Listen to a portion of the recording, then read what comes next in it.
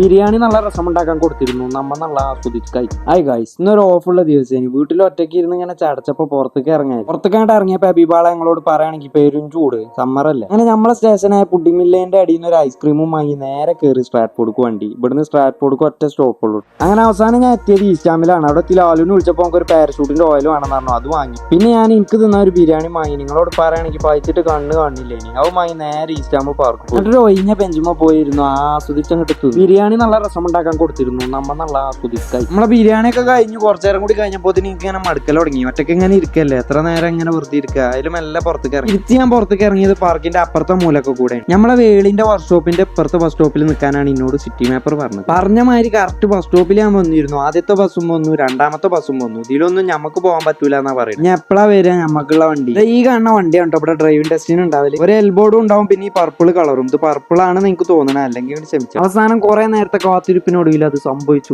നമുക്ക് പോകാനുള്ള വണ്ടിയൊന്നും അതിൽ കയറിയിരുന്നു. 10-15 മിനിറ്റ് കൊണ്ട് സ്ട്രാറ്റ്ഫോർഡ്. ഇവിടുന്ന് നമ്മളെ വീട്ടിലേക്ക് 0.8 മൈലുണ്ട്. ബസ്സിന് പോകണേ ബസ്സിന് പോകാം. പക്ഷെ എനിക്ക് സ്ട്രാറ്റ്ഫോർഡ് സെന്ററിൽ നിന്ന് കുറച്ച് സാധനം വാങ്ങണ്ടേ. സാധനമൊക്കെ വാങ്ങി പുറത്തേക്ക് ഇറങ്ങിയപ്പോഴാണ് നമ്മളെ മുനീർ ഇവിടെ ചെണ്ടോട്ടനുണ്ട്. കുറച്ചു നേരം ആവും നോക്കിയിരുന്നു. പിന്നെ നേരെ വീട്ടിൽ പോയി. അപ്പൊ ശരി, പിന്നെ കാണാം.